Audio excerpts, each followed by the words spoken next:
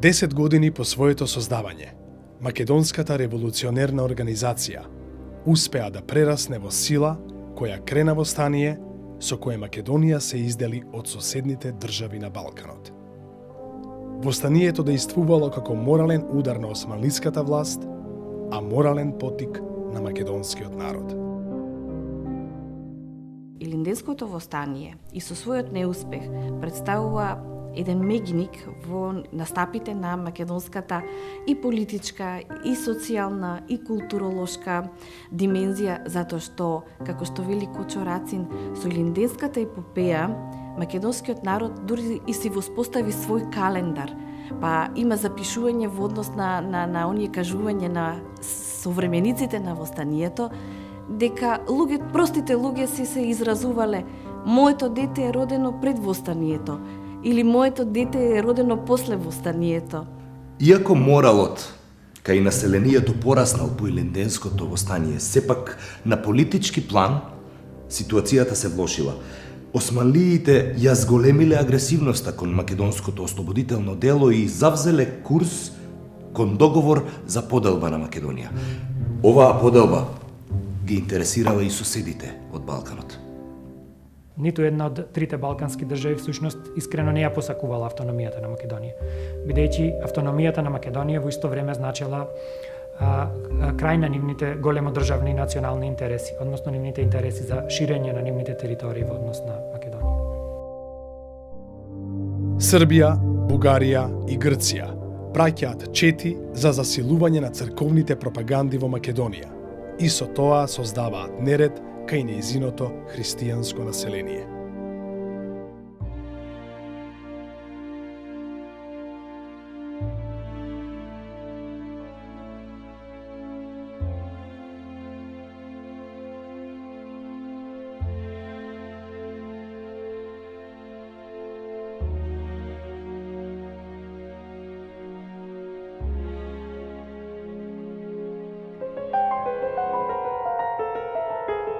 Кој е главниот непријател сега на македонските револуционери?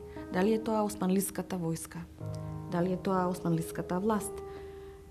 Дали се тоа присутните паравојни чети кои доаѓаат од Грција, од Србија, од Бугарија? Тие се конкретно паравојни чети кои што треба да бидат на припомош на тековната културна и духовна пропаганда која што ја водат тие држави.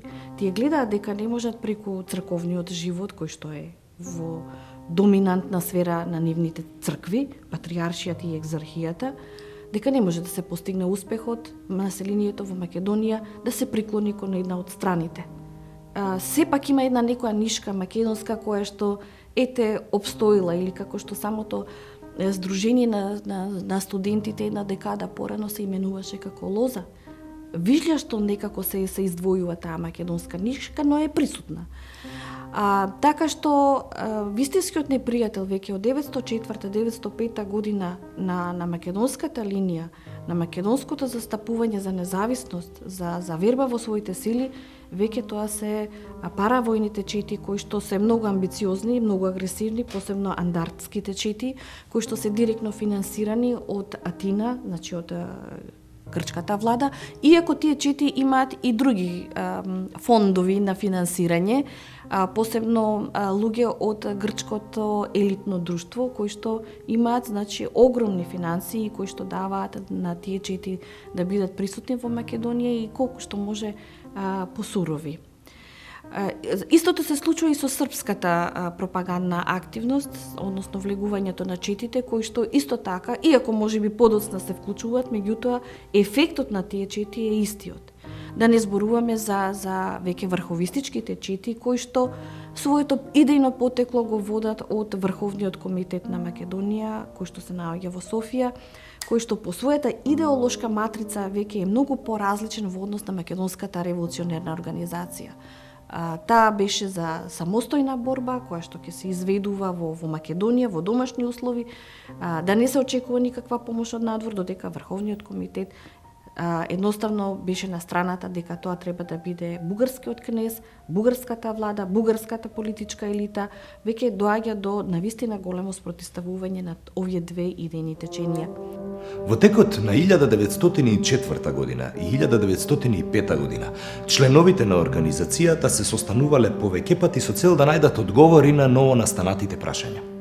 Во Солунскиот округ, најважниот конгрес е одржан од 10 до 12 август 1905 година, чишто записник е сочуван до ден денес. Еден од позначајните конгреси на Солунскиот округ на револуционерната организација, на кој што биле донесени неколку интересни одлуки и значајни одлуки за идното функционирање на револуционерното движење од овој округ и на кој што јасно биле поставени основите дека револуционерната организација мора да се држи до принципот на самостојност во нејзиното делување, односно да биде јасно дефинирана како посебна организација во која што нема да навлегуваат влијанието на ниту една од надворешните пропаганди, значи ниту српската, ниту грчката, ниту бугарската врховистичка пропаганда. И исто така јасно истакнале на тој Солунски окружен конгрес било јасно истакнато дека интересите на македонскиот народ и на македонското население не треба да се врзуваат со интересите на ниту една од соседните влади. Тоа е така еден доста значаен документ во кој што се потенцира, посебно се потенцира по посебноста на македонскиот народ во однос на останатите народи и останатите држави во соседството. На овој конгрес исто така е значајно што токму Аргир Манасиев бил избран како еден од делегатите од Солунскиот конгрес за општиот конгрес на револуционерната организација кој што требало да се одржи во Рилскиот манастир. Протоколот од овој конгрес бил разгледан од Хусейн Хилми Паша, кој бил генерален инспектор на трите румелиски вилаети. Тој бил воодушевен од изложените мисли и начела и бил изненаден што меѓу селските учители се наоѓале луѓе со здрави мисли. Овој Рилски конгрес е еден од најзначајните конгреси на револуционерната организација по Илинденското востание. Тој се одвива во услови на голема на поделба внатре во рамките на организацијата, на една поделеност меѓу револуционерните дејци водачи на организацијата како резултат на последиците од Илинденското востание, на неуспехот на востанието. И една од главните цели на овој конгрес било да дојде до помирување меѓу различните групи и фракции кои што се формирале во револуционерното движење во тој период и да се издействуваат нови форми, нови начини на идната револуционерна борба и на идната активност на самата организација. И како што било и очекувано и карактеристично, на конгресот дошло до различни дебати, до различни погледи во однос на тоа како треба, во кој правец треба да се одвива македонската револуционерно движење. Едната група предводена од Христо Татарчев и Христо Матов ја застапувала тезата дека организацијата треба да остане централизирана, онака како што делувала и претходно, со тоа што треба да се извлечат поуки од грешките од минатото. Меѓутоа, оваа група како конзервативна група наклонела кон Бугарија, односно тука веќе се појавиле идеите дека всушност треба да се бара помош и поддршка од Бугарија во револуционерното движење. Наспроти неа се појавила друга група, групата околу Ѓорче Петров и околу Пере Тошев, која што застапувала диаметрално спротивни ставови и која што тврдела дека македонското револуционерно движење треба да се демократизира, да се децентрализира, да има некој вид демократски форми на избор на водачите, на раководителите на организацијата, а во исто време треба да се по секоја цена да се зачува самостојниот карактер на организацијата, односно без да не се очекува без мешање од страна на големите сили. И третата опција која што била како умерена опција помеѓу две овие крајности, тоа е опцијата која што е застапувал Даме Груев. И таа е опција која што е прифатил и Аргир Манасиев, која што е поддржал во тие преговори. А тоа е дека револуционерната организација треба да остане централизирана, централно формирана, треба да се централно организирана на централистички принцип како што било и досега. Треба да се бараат во исто време нови форми и методи на борба, но и да се почитува она претходно создадена структура на организацијата. И исто така инсистирале, значи, на посебноста на македонското револуционерно движење, самостојноста на движењето, меѓутоа се дозволувало на некој начин и поддршка и помош и од доколку сета таа е добронамерена и во функција на целите и на интересите на организацијата, на автономијата на Македонија, да може да се дозволи помош и поддршка од соседните земји.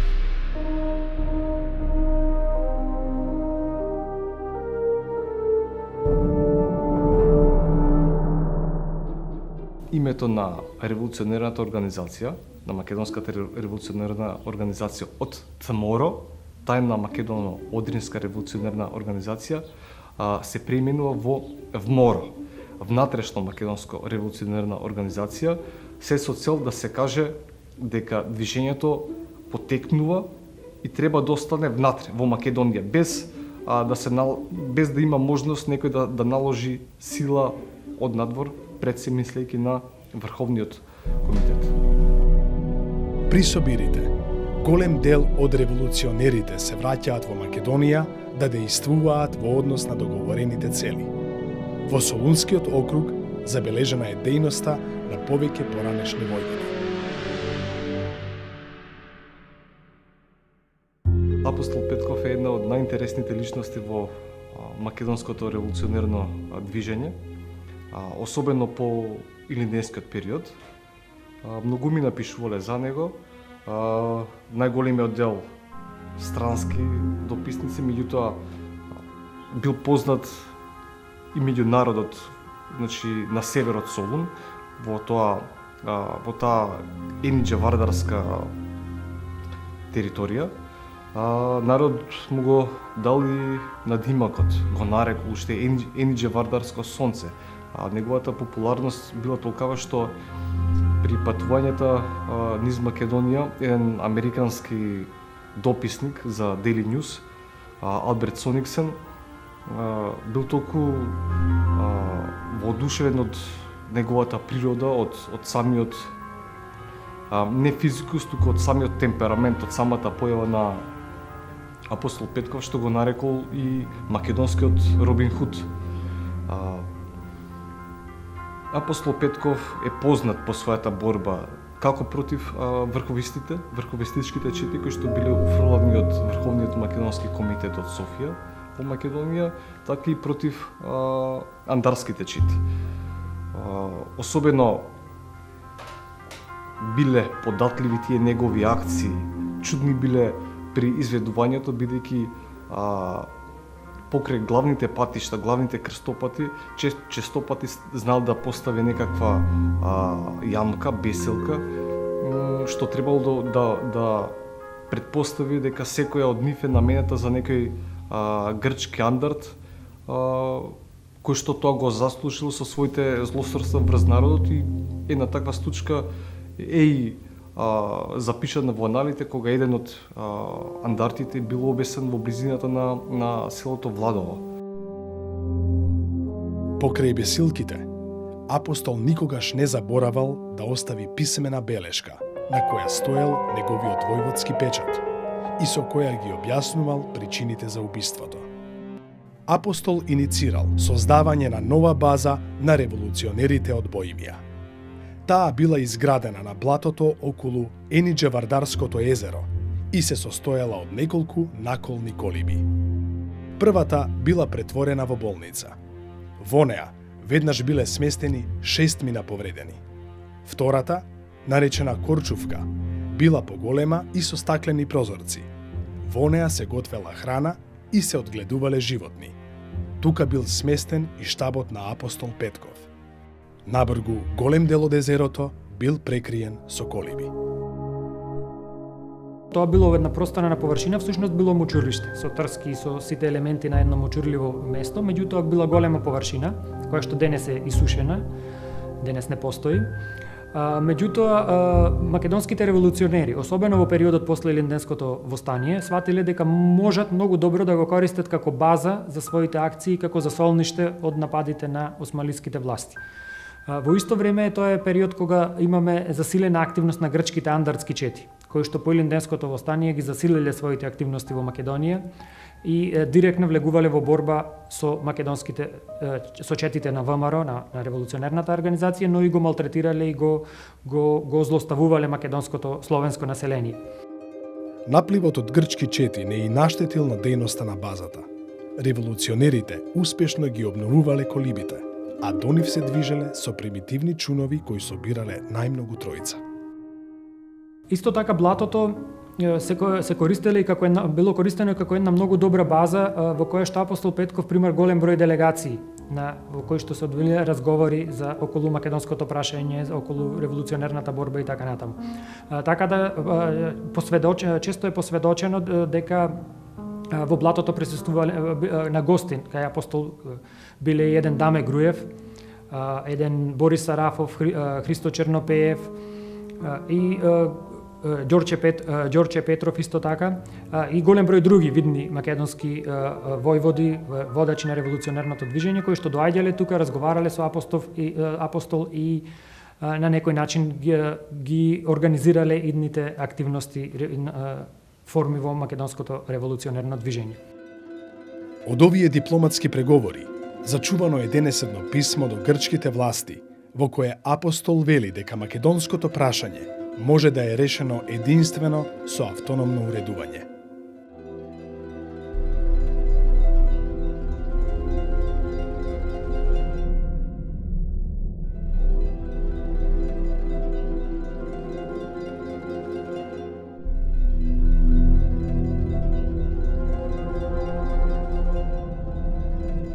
На 1 март бликнала битка на повеќе места низ Македонија. При тоа се расширила веста дека апостол Петков починал во борба. Апостол Петков му испраќа, кога веќе закрепнал малку од својата база во блатото, му испраќа писмо до Валијата, кое што е потпишано и печатирано со неговиот печат, во кое што го информира дека е здрав и жив и дека ја продолжува својата борба. И тоа било една така интересна случка што Валијата веднаш се активирал тоа писмо да не биде јавно објавено, да не биде достапно до поголемата во јавноста. И исто така им наредил на неговите подчинети да одат кај неговата сопруга и преку неа да го убедат да се предаде и да се пацифицира. Таа да проба да го убеде да се пацифицира. Односно, му нуделе да заминат во странство, каде што ќе му дадат богата пензија и многу добри, поволни услови за живот, само доколку дозволи да остане да биде третиран дека е мртов. Бидејќи на тој начин всушност Валијата, тоа било срам за Валијата и за османлиските власти, тие да даваат награди и признание и медали на војниците кои што биле ангажирани да го убијат апостол Петков, и да тврдат дека е убиен, а тој всушност останува жив.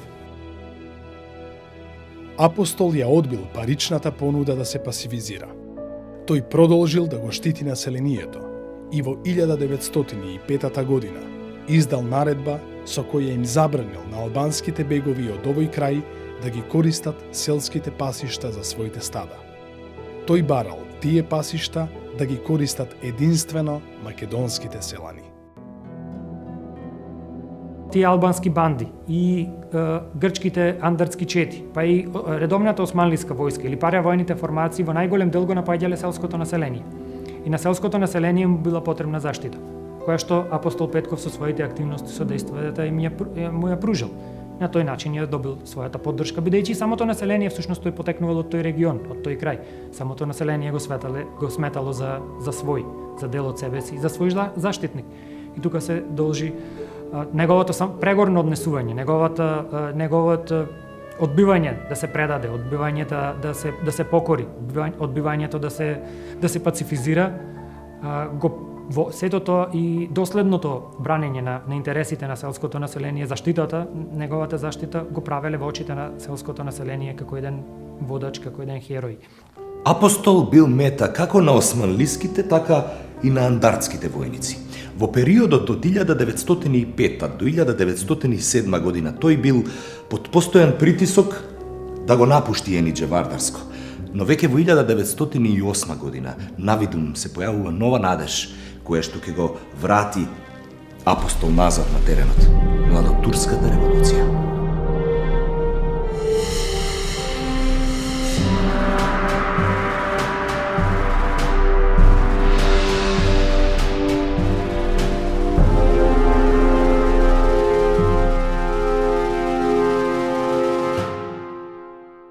Односот на македонските револуционери кон младотурското движење е двоен. Од една страна имаме дел од револуционерното движење, од револуционерните дејци, кои што со симпатии гледале на младотурското револуционерно движење. Тоа е она така наречена левица во македонското движење, предводена од Јане Сандански, која што верувало дека победата на младотурците и реформацијата на империјата на тој начин дека може да дојде до создавање на една автономна Македонија внатре во рамките на Османлиската империја со тие предвидени реформи кои што се планирале и верувале дека тоа е единствениот спас за Македонија да остане цела, да остане како единствена територија, бидејќи другата алтернатива на Македонија за жал била поделбата на Македонија помеѓу балканските земји. И Јане Сандански и еден голем дел од македонските представниците на левицата на македонското движење затоа и се придружиле на младотурското движење и ги прифатиле на почетокот целите идеите на движењето. Меѓутоа подоцна сватиле дека всушност и младотурското движење дека не ги задоволува барањата на македонските револуционери и борци, дека и самите младотурци всушност биле османлиски националисти, некој вид, бидејќи нивната цел била стабилизација и зацврстување на империјата, за која што верувала дека е ослабена и дека ќе може да се растури и ќе се подели. Затоа целта на младотурците биле да ја стабилизираат, да ја зацврстат и да ја реформираат империјата по примерот на западноевропските земји со цел да таа да не се распадне, а не да им дадат на македонците автономија. Бидејќи на тој начин гледаме дека желбата на македонците за автономија се коси со желбата на младотурскиот режим за зацврстување за една цврста унитарна империја, држава по примерот на западноевропските земји.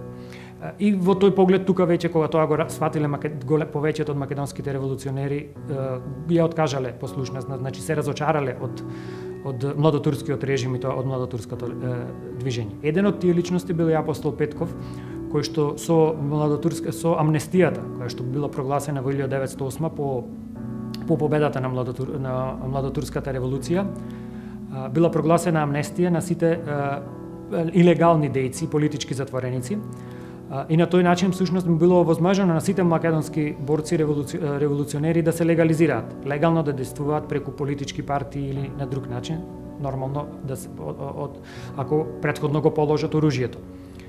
Покрај Јане Сандански и апостол Петков бил еден од тие кои што се легализирале во време на младотурската револуција, меѓутоа и тој, како што кажав, како што поминувало времето, се разочарал од младотурскиот режим, од новата состојба во Македонија, која што настанала по младотурската револуција, која што во некои сегменти била дури и полоша отколку во претходниот период. И на крајот во еден период заминува во Бугарија, меѓутоа потоа повторно за кратко време повторно се враќа во Македонија со цел повторно да создаде своја чета, да се вооружи и да ја продолжи борбата за слобода на Македонија. Меѓутоа веднаш кратко време по враќањето во 1911 година загинува во Енидже Вардарско во една битка.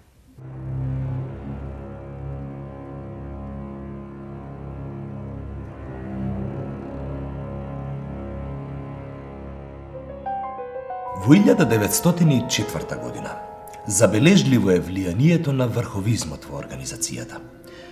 Многу од незините членови одлучиле да се приклонат кон бугарските идеали. Таков е случајот со Иванчо Карасулски, а и со Аргир Манасиев, кој иако бил пратен во Гевгелискиот крај да се бори против врховизмот, набргу и самиот навлегол во неговите редови.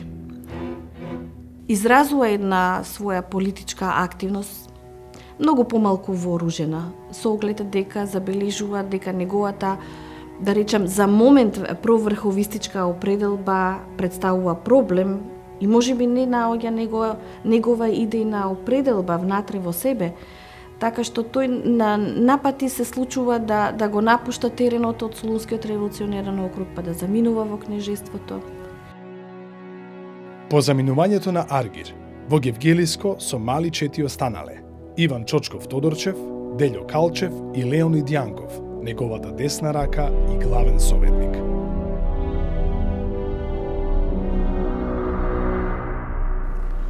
Дејноста на овие чети главно била насочена кон спротивставување на антартите. Со цел да ја зајакнат својата мок, тие почнале да произведуваат бомби од шишиња наполнети со динамит или барути зајакнати со јажиња. За посилно дејство внатре ставале клинци.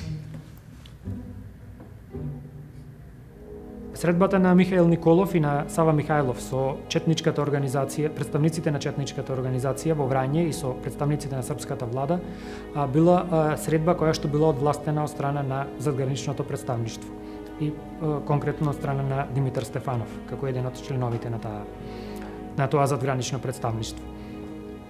Меѓутоа и во тие преговори српските власти, представниците на српската власт наводно искажале нивната подготвеност да ја прифатат автономијата на Македонија, да ги прифатат целите и задачите на револуционерната организација.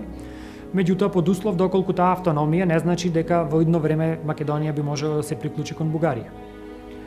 Меѓутоа интересно е дека во сите овие преговори всушност српската влада играла двојна игра. Нејзината цел била всушност да искористи мрежата на револуционерната организација за преку неја да ги инфилтрира своите чети во Македонија и да ја засили својата вооружена кампања, вооружена пропаганда во Македонија. Една од целите на српската, всушност главната цел на српските власти во овој период е преку инфилтрирање на овие чети да создадат сфери на влијание во Македонија, односно да определат една територија од Македонија, тоа се повеќе северните делови на Македонија, блиски до српската граница, до српската територија, кои што потоа ќе се представат дека тоа е всушност српски дел, тоа е српска сфера на интерес, и на тој начин да ја подобрат српската положба при воидните преговори, при идните решавањето на статусот на Македонија. На 30 август 1905 година, османлиските контролори за нелегално продавање на тутун колоџии откриле шифрирано писмо од градското раководство до Леонид, со кое му се сигнализирало дека е тргната потера против него. Штом го дешифрирале писмото, османлиската власт собрала, според легендата, 3000 луѓе и го обколиле просторот околу селото Ѓавато. Се случува обкружување на местноста каде што се наоѓале Леонид со двајцата своји придружници и можеби ќе се спаселе, меѓутоа, како што биле заскриени во своето скривалиште, тоа било една бујна, да речам, шума од капини. Меѓутоа, османлиските војници кои што сакале да се повлечат, наишле на смокви и дел од нив сакале да наберат за смоквите. А пак Леонид пак сакал да дојде до нивното оружје и се обидел да некако да се справи во таа ситуација, меѓутоа се слушнало веќе пукање на оружје. Османлиската војска забележала дека ова пукање не е звукот на нивното оружје. Веќе бил детектиран дека Леонид е на просторот. И навистина битката траела поприлично долго. На почетокот неговите двајца придружници загинуваат, меѓутоа Леонид се обидел да бука од различни места на просторот каде што се наоѓа, за да се добие впечаток дека многу повеќе ги има отколку што е фактичката состојба. Веќе на крајот муницијата се потрошила. Навистина останале двата куршуми. Сега покажувањето, понародното кажување, во едното кажување се случува Леонид да го рани јузбашијата, односно предводникот на османлиската војска, а според другото кажување дека го убил, а другиот куршум навистина го испукал во себе си, директно во десниот дел на вилицата, така што веднаш бил усмртен. Знаете, клетвата кој што еден револуционер ја дава пред Евангелието, ножот и пиштолот, било никако жив да не се предаде. И навистина тоа е завет кој што Леонид до крај го исполнува. Тој ден сите камбани во Гевгелија биеле и градот татнел од нивниот звук. Повеќе од 3000 луѓе се собрале да го погребаат во дворот на црквата Свети Спас. Постои директен наследник на Леонид Јанков, тој е писателот Румен Леонидов, кој што живее во Софија. Фактички неговото семејство по Балканските војни се иселува од Манџуково, бидејќи Манџуково не е дел веќе од територијата на Македонија и барајќи некоја сигурност и спас, семејството се иселило во Бугарија. Синот на Костадин, оној постариот син на Леонид, имал исто така син кој што се нарекува Александар, а пак Румен Леонидов е син на Александар и ете има убави спомени и кажувања за својот прадед Румен. Она е интересно што кај него во неговите искажувања најдовме еден податок дека песната која што е напишана Трба трби Гевгелиско, дека навистина е прекрасна изведбата од страна на Васка Илиева. Меѓутоа, кога бил на теренот во Гевгелија и кога истражувал за овој настан, постарите гевгеличани го однеле кај некој постар човек кој што свирел на мандолини и ја испеал песната многу потраорно, многу побавно. Трба трби Гевгелија, сите турци надавија, сите турци надавија, од јунака Леонида, цар испратил до три војски се тирански.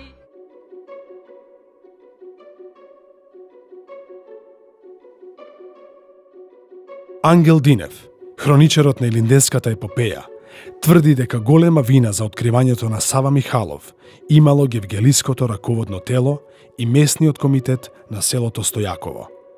Тие, иако биле информирани за доаѓањето на Савовата и апостоловата чета, не презеле доволно предпазливи мерки за безбедно поминување на споменатите чети низ Гевгелиско. Војводите и четниците заминале со изморените коњи и куририте од селото Ѓавато кон селото Смол. Кога се приближиле до селото Мачуково, биле насетени од овчарските кучиња и сопствениците на стадата. Се претпоставува дека тие ја известиле власта за движењето на тие чети. И Сава Михајлов, слично како и Аргир Манасиев, бил образован човек. Некој од повторно ќе се навратам на неговите современици, го пишуваат како аристократски тип на човек, горд. По Илинденското востание, на организацијата и се потребни сојузници кои што ќе го потпомогнат ослободителното движење. Еден од потенцијалните сојузници била Србија. Сава Михајлов, истакнат дипломат, бил испратен на преговори во Врање. Сава Михајлов ја разбрал намерата на српските власти и ги прекинал преговорите. На враќање во Македонија создал чета од 20 млади луѓе, учители и студенти. Секретар на четата бил Петруш Каркалашев, а нејзината работа била помогната од Јане Сандански. Кон крајот на февруари 1905 година, четата на Сава Михајлов се сретнала со онаа на Апостол Петков во близина на селото Ѓавато и заедно се спуштиле кон југ. Но оттука османлиската војска им ја фатила трагата. На 1 март 1903 година, кога четите на Апостол Петков и на Сава Михајлов доаѓаат во судир со бројниот турски аскер. При тоа информациите се дека биле предадени од страна на арнаутски овчари, кои што неколку дена ги следеле и потоа ги пределе на османлиските власти. Властите дури пратиле од Солун железничка композиција со која што ја пренесувале војската, која што требало да се справи со овие чети. При што војската во битката користела покрај пешадија, конјанице и артилерија.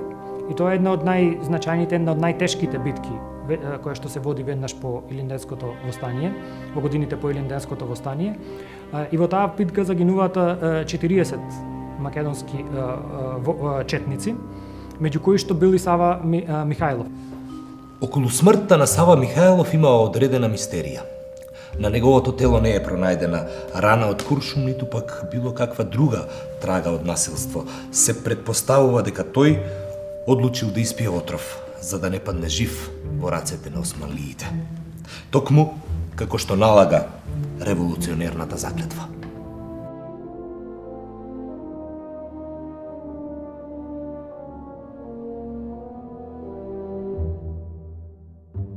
По смртта на Сава Михајлов, во блатото на Апостол дошол Лука Иванов во придружба на новинарот Алберт Сонингсен.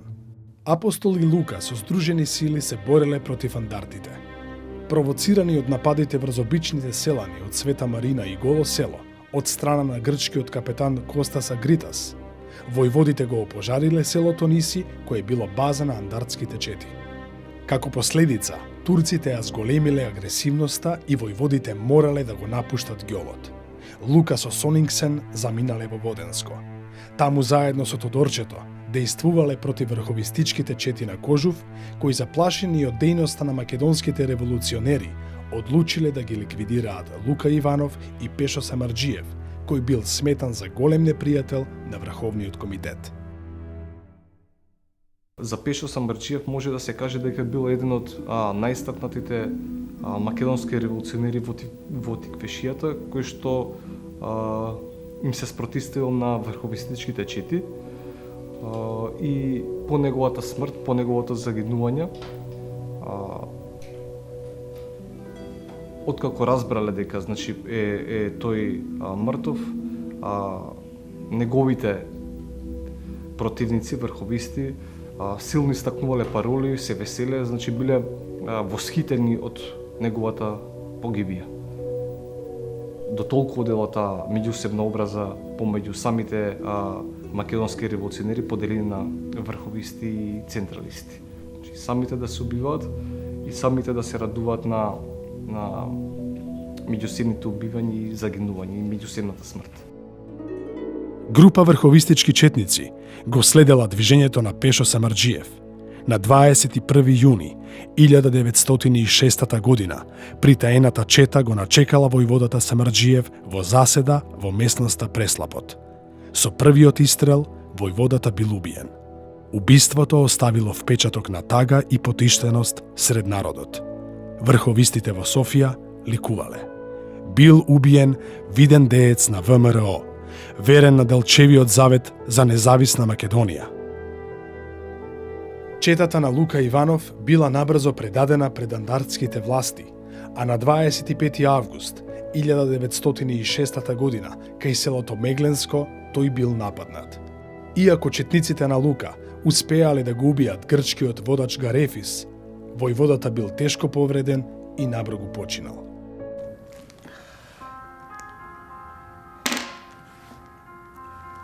Со смртта на овие војводи, народот ги загубил своите најголеми заштитници.